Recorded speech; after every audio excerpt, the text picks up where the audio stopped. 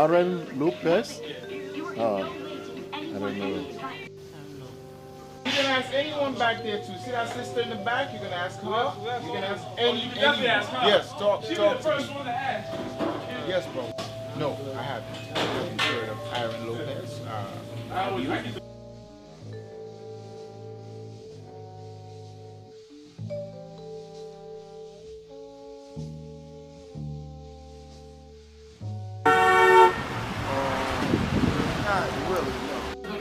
And I bet I can't remember most of those stories, but the slave trade. No. So what I'm inferring is that we do have an idea as to the relations or the relationship that Jewish people have or are connected to the transatlantic slave trade. As far as we know, they were facilitators also. They benefited greatly monetarily or financially. Below is a listing of the Jewish slave ships and the Jewish owners of them. It says Jewish slave ship owners. Now I'm gonna name the ship, I'm gonna name the owners, and I'm gonna tell you what nationality or ethnicity they are. Number one, the first ship known as and I heard this about this particular ship in studying this history of the African or black slave, or should be called the Israelite slave trade, because it was not Africans that were brought over here to serve slavery in America. It was the Israelites fulfilling prophecy. The first ship is called the Abigail. Owners, Aaron Lopez, Moses Levy, Jacob Franks. Nationality, Jews or so-called Jews. The second is the Crown. Owners, Isaac Levy and Nathan Simpson. Ethnicity or nationality, Jews. The Nassau, Moses Levy.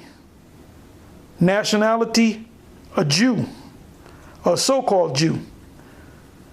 The Four Sisters, also owned by Moses Levy, a Jew. Anne and Eliza, owned by Justice Bush and John Abrams. Nationality, so-called Jews. The Prudent Betty, owners, Henry Kruger and Jacob Phoenix. Nationality, so-called Jews. The Hester, owners, Mordecai and David Gomez, so-called Jews. Now some of these names, like the first name, Aaron Lopez, and then you come down to Gomez, those are Spanish sounding names because you had a group of Jews which are known today as the Sephardic Jews. Now, while the secret relationship between blacks and Jews described Lopez as Newport's leading participant in the Black Holocaust. Historian Eli Faber, most likely a so-called white man, determined Lopez underwrote 21 slave ships during a period in which Newport sent a total of 347 slave ships to Africa. All right? The next ship is named the Elizabeth, owned by Mordecai, the same owners as the Hester. Mordecai and David Gomez, so-called Jews. The Antigua, owned by Nathan Martson and Abram Leon, if I'm pronouncing it correctly, so-called Jews. The Betsy, owned by D. Wolf, a so-called Jew. The poly is P-O-L-L-Y. It's either pronounced poly or poly. I would say poly. Owned by James D. Wolfe. The White House. The White House? In outside or in America here? In America. No, I don't know about that. Oh no, that's new information to me. The Expedition, owned by John and Jacob Roosevelt, so-called Jew, or so-called Jews. The Charlotte, if I'm pronouncing it correctly, it's spelled Charlotte. I guess that's the Charlotte or Charlotte, owned by Moses and Sam Levy and Jacob Franks.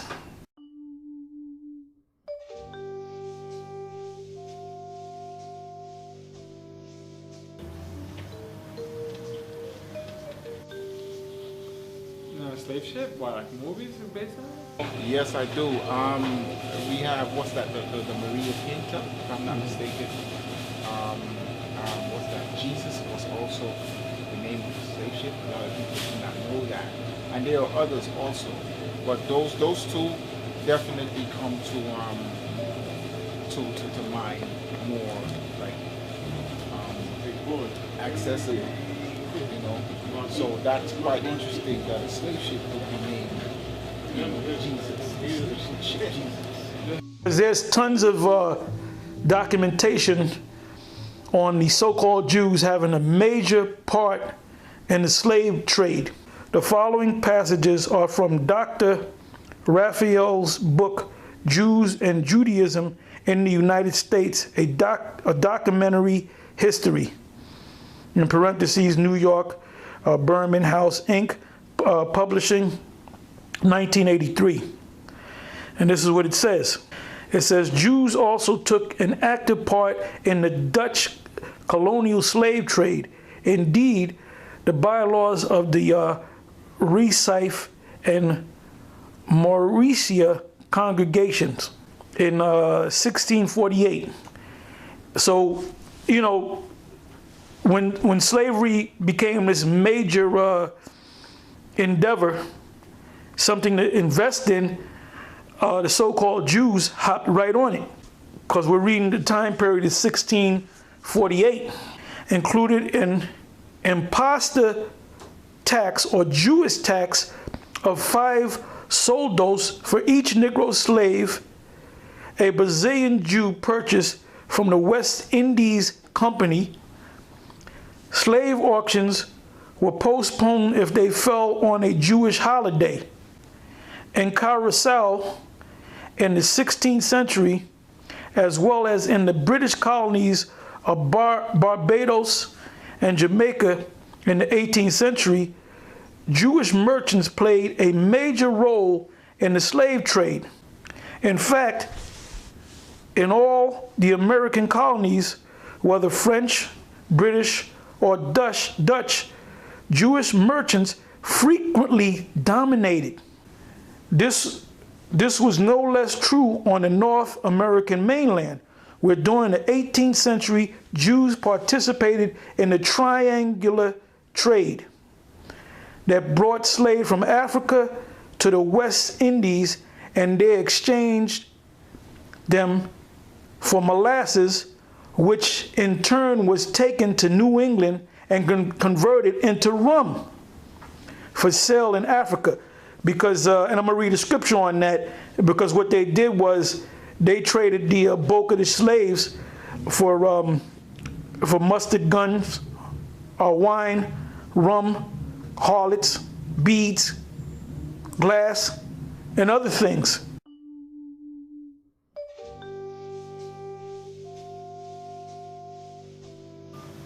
Like, what did the things that the white people wanted? Clothes, food, money, crops. It says, which in turn was taken to New England and converted into rum for sale in Africa.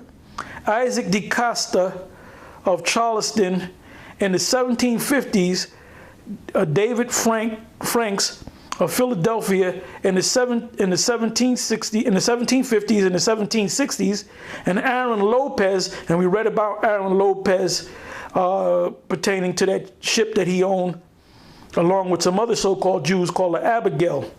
And Aaron Lopez of Newport in the late 1760s and early 1770s dominated Jewish slave trading on the American continent.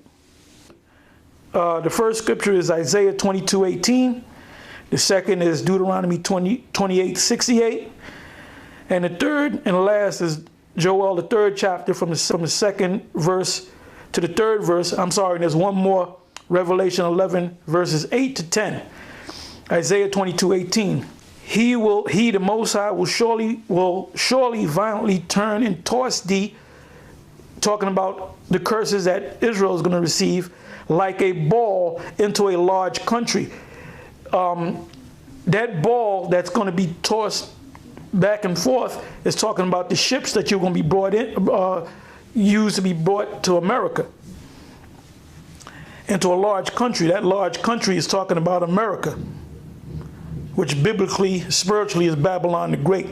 Also, spiritually, Egypt, Sodom and Egypt. It says, there shalt thou die, and there the chariots of thy glory shall be the shame of thy Lord's house. Deuteronomy 28:68. And the Lord shall bring thee into Egypt again with ships. It's not talking about ancient Egypt. It's talking about the new Egypt, which is mentioned in Revelation the 11th chapter. That this is spiritually called Egypt. It says, and the Lord shall bring thee into Egypt again with ships, by the way whereof I spake unto thee. Thou shalt see it no more again, and there ye shall be sold unto your enemies for bondmen and bondwomen, and no man shall buy you. Buy you meaning redeem you, buy you back. Because the only one that's going to buy us back is the Lord. He's going to redeem us. Joel, the 3rd chapter, the 2nd and the 3rd verse. I will also gather all nations and will bring them down into the valley of Jehoshaphat. That's why you have all these skirmishes and these little wars, these mini wars happening in the Middle East. Because the Most High is causing all these major nations to be brought together for the war of Armageddon, spoken of in Revelation. It says, I will also gather all nations and will bring them down into the valley of Jehoshaphat, and will plead with them there for my people. The Lord's people are Israel. The Lord is not coming for any other nation but the nation of Israel. And for my heritage Israel, whom they, the nations, have scattered among the nations, and parted my land. The 3rd verse, and they have cast lots for my people. This was during the slave trade. And have given a boy for an harlot, and sold a girl for wine that they may drink. Revelation 11, verses 18 to 10. And their dead bodies shall lie in the street of the great city, which is America, which spiritually is called Sodom and Egypt. Why is it spiritually called Sodom? Because what major law have they passed, led by Barack Hussein Obama? The fact that men can marry men and women can marry women. And Egypt, this is the last Egypt. That's why this is known as spiritual Egypt. And this is the longest time period of slavery since ancient Egypt, where also our Lord was crucified.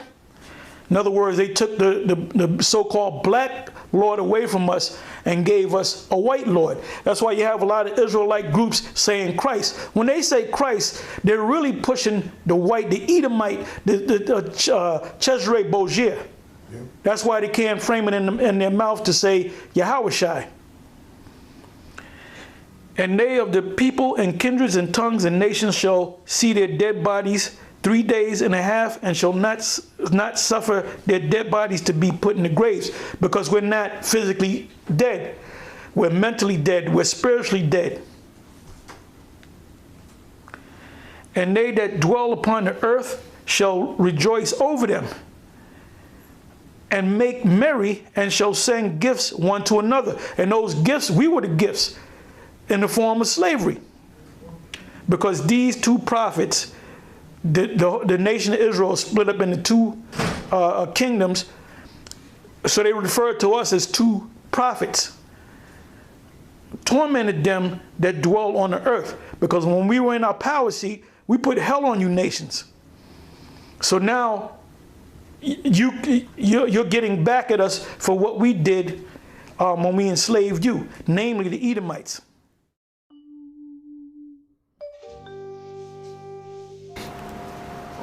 I remember from school that they were chained up next to each other, laying down in the road. So I remember seeing the picture. Disgusting. They were dying on the ships, like very bad. I don't know any slave ships. The slave ships where they actually they kidnap people and they enslave them and they send them like that. Do you know? Can you list any conditions? You know, Or that's gonna be horrible, obviously. Definitely horrible. To be dishonored, we prefer to die. But it is not economical to our enslavers.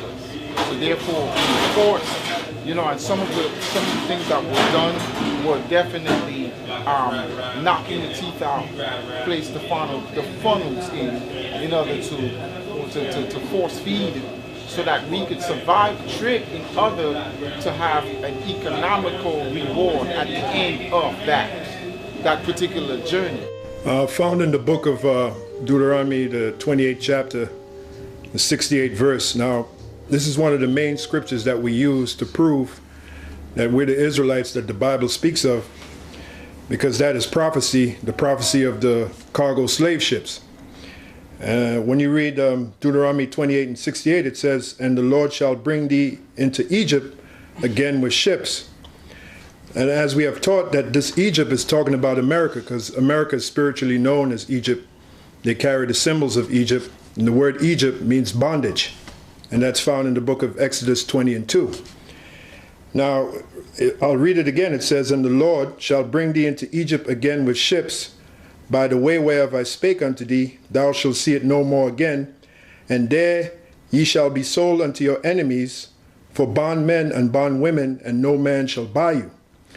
Now, what I want to examine is that part where it says we would be brought into America again with ships. That's those cargo slave ships. Now, there's an icon of the ships, and you see the slaves all packed together. Now, do you know that there's some history behind that? There's a story behind that. Now, I have some information here. This website is entitled, from Tripod, "The Slave Ships," or the slave trade actually, conditions on slave ships. Now, that's something we don't talk about too much, the conditions of what it was that our forefathers endured on those slave ships. All right, so this is entitled, "How the Slaves Were Packed." There are two ways for the captains to load their boats with slaves. Now, keep in mind, the whole idea behind the slave trade was to make money. It was a money-making venture. Yes, it was prophecy, but the other part is it was a money-making venture. For who? In particular, the so-called Jews. Just like you saw in the segment where Elder Tahar went and he revealed unto you about the so-called Jews having a major hand in slavery. All right? So it says there are two ways for the captains to load their boats with slaves. One system is called loose packing to deliver slaves. Under that system, captains transported fewer slaves than their ships could carry in order to reduce the disease and deaths among them. All right, so that was running rampant on the slave ship, disease and deaths. All right. The other system is the cruelest one, and is called tight packing. Tight packing? Never heard of it. I've heard of tight packing, and I also know that the slave ships were definitely tightly packed, and they were forced to defecate, use the bathroom and everything you know, right then and there because they wasn't able to move. They were packed so tightly. Yeah, I know they pack them in the art, and I think they put chains on them. Like they were all together, like no space, they couldn't move around. That icon that you see of all the slaves being packed together, that came from a system called tight packing. And devils are gonna pay, man. And you better believe that these devils, they all discussed this. This was all discussed. Logistics, you have something called logistics. How are we going to get the slaves from point A to point B? All right, and another thing that I found when I was doing research, those slave ships were not built for comfort. We're not talking about the Princess, which they filmed the Love Boat show on called The Princess. We're not talking about that, all right? We're talking about dirty, filthy slave ships, all right? It says the system was based on the fact that, now listen to this, tight packing. This system was based on the fact that the more slaves they had, the more profit they could make, all right?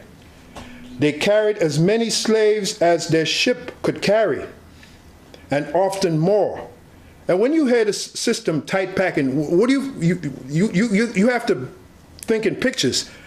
We're talking about men and women that were just all balled up on each other. Well, I'm sorry, let me rephrase that. The women, I read certain documents where the women were separate from the men. So let's look at the men. They were all balled over on each other, all right? And a lot of times fights broke out on the slave ship because certain men, they wanted a little space for comfort and they couldn't get that space. So what you had was a lot of animosity, it was just a horrible scene, all right?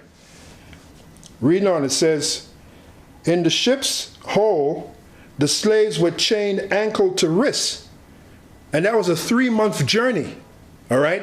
It was a 3-month journey from the coast, the west coast of Africa, where they were put on those ships to the Americas.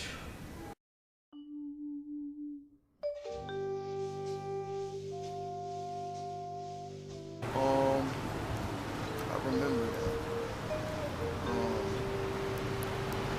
If I remember correctly, I think it was about a year. Are you using a tone? Africa to America. No, as for the old ship, I don't know. No, I don't know. From Africa to America, I would say days. No, on a boat? No, shit. Yeah, that's fine. Take days. I would make the assumption that it would be about a few weeks. Some people have said months. Do you know how long it took for a slave? Do you know how long it took for a slave ship from Africa to America? I think 3 to 4 months. And they were chained, every day they were chained to what? They were chained to ankle and wrist with barely any place to move. All right, now that's from the document Conditions on the Slave Ship. Now before I go, I have to read this. It says, suicide attempts occurred daily and in painful, cruel ways. Right, because you have to figure these slaves on the ship, day before they were with their families, they were happy, you know, they were enjoying life. The next day they found themselves on the slave ship, not knowing why and not knowing where they were going. All right? It says, suicide attempts occurred daily and in painful, cruel ways. So to escape, they would commit suicide. Slaves tried jumping overboard and even ask others to strangle them. So they would slaves would ask other slaves, just strangle me. I don't want to go through this shit. Or they would jump overboard in the ship, either drown or a shark would get them, because the sharks were constantly following the ships. All right? One of the most common ways to avoid further punishment on the journey was to avoid eating. So you had certain slaves that would just stop eating. Starvation suicide attempts became so common that a device was introduced to forcefully open the mouth of the slaves who refused to eat. Now all of this is taking place on that slave ship. All right? Slaves believed that their death would return them to their homeland and to their friends and relatives. To prevent slaves from killing themselves, sailors began, now listen to this, to prevent slaves from killing themselves, sailors began chopping the heads off of the corpses, implying that when they died, they would return to their homes headless. So in other words, they would cut their heads off and say, oh, you want to commit suicide? You want to return to your friends and your family? Well, guess what? We're going to chop your head off. When you go back to your friends and your family, you're going to go back without no head. You're going to go back headless. All of this drama was taking place on those cargo slave ships. So now, whenever you look at that icon of the cargo slave ship, now you're going to think about all this information. All right? And this is all designed to bring that back to your remembrance, to stir up your anger. Because you so-called Negroes refuse to believe that the so-called white man's the devil, man. And you don't know this history. All right? Reading on, it says, implying, let me read this again. Implying that when they died, they would return to their homes headless, even with precautions taken to avoid suicide attempts like drowning and starvation. Many healthy and well-fed slaves died from what was known as fixed melancholy. All right? So let me go back, before I end, let me go back to Deuteronomy 28 and 68. And the Lord shall bring thee into Egypt again with ships. All right, so now when you hear the scripture, you got to think of all the drama that was taking place on those ships. All right? By the way wherever I spake unto thee, thou shalt see it no more again, and there shall ye be sold unto your enemies for bondmen and bondwomen, and no man shall buy you. And it's talking about America. And when the scripture says no man shall buy you, meaning no man shall redeem you, that is why the only one that can redeem us is Yahweh B'Shem Yahweh Shai.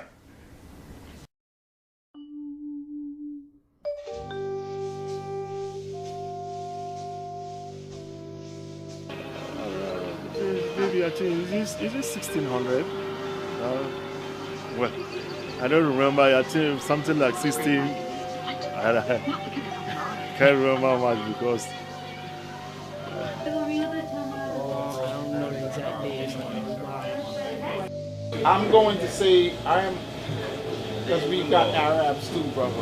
I know that this isn't about Arabs, but we've got Arabs too. Arabs were doing this to us and are still doing it in places like Sudan, Chad, Darfur, right now, currently as we're doing this right now.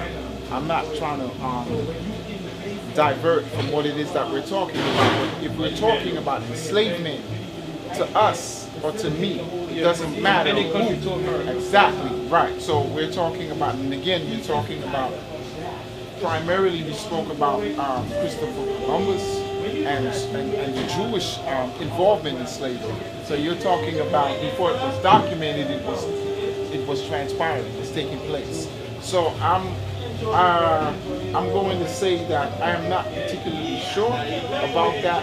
However, like the 1700s, that sounds, I don't want to say accurate, but a lot of historical dates can be found within that particular eon or era. You know, but I'm almost certain that it was taking place way. You know, we're taught in the public school system that slavery started in 1620, so-called African slavery, which is really Israelite slavery, was started in this country in 1620. Well, which is really, it's a lie, but that was like the bulk of the slaves that were brought to this side of the world. There's certain documents that are coming out now that that show, or records in documents that show that the so-called Negroes, you know, the tribe of Judah, Benjamin, and Levi, were brought into slavery to this side of the world, even during the late 1400s when the conquistadors came over to this side of the world. I have a website here. I want to read a couple of, this is basically estimates of the slaves that were brought over to this side of the world. It gives you dates, it gives you how many, it gives you the locations where they were brought to, where they were brought from, and where they were brought to. This is from 1501 to 1525. In Spain, from Spain, which is where the slave trade started from. In Spain, from Spain to Uruguay in South America, there were 6,363 slaves brought. And from Portugal to Brazil, there were 7,000 slaves brought. And for that period of about 24 years, beginning with 1501, there was a total of approximately 13,363 slaves, so-called African slaves, which are Israelites, brought over to this side of the world. So it's letting you know that the slave trade was going on way before that 1620 period. But the 1620 is a key date because that's when a big bulk of the slaves were being brought over here. Because what was happening was the Spaniards on this side of the world were overworking the indigenous people of this land, which are also Israelites, and they were dying off by the tons.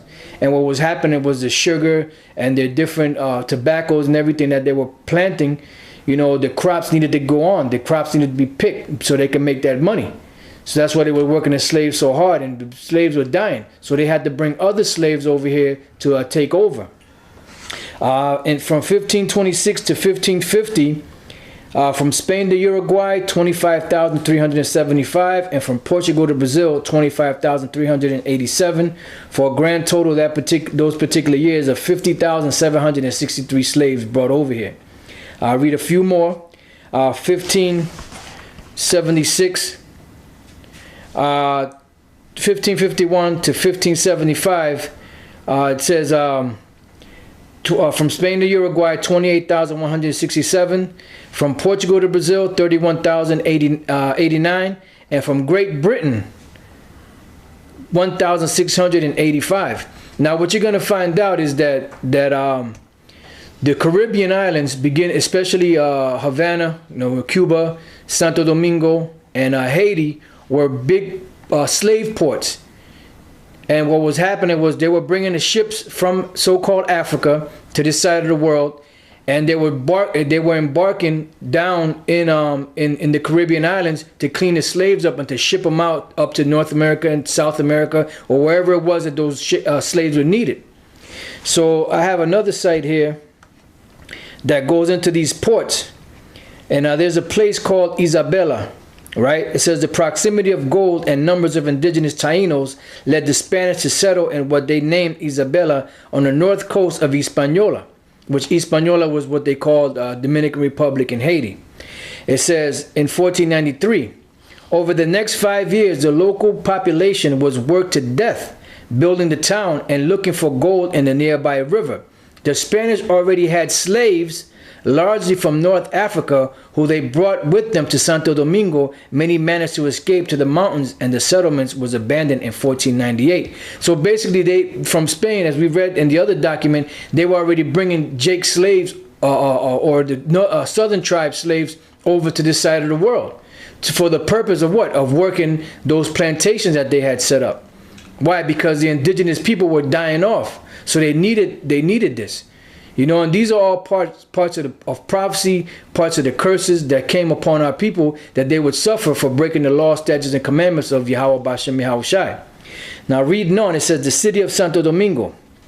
After they abandoned Isabela, the colonists established a new city at Santo Domingo in 1496, which they inaccurately named as the first city of the Americas. It became the seat of the colonial government for the Americas and the early site of the royal treasury.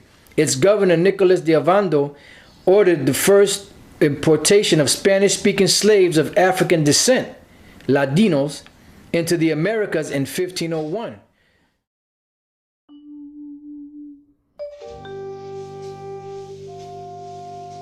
I didn't know it started in Spain. I thought it was like American.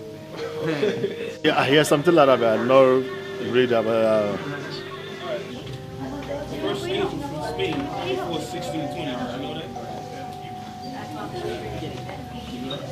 Because the Negroes worked a lot better than the Indians did. They used to be quicker to catch disease and die quicker. The Negroes were more durable. They were used to the heat, working long hours and stuff like that. In the 1500s. Yeah.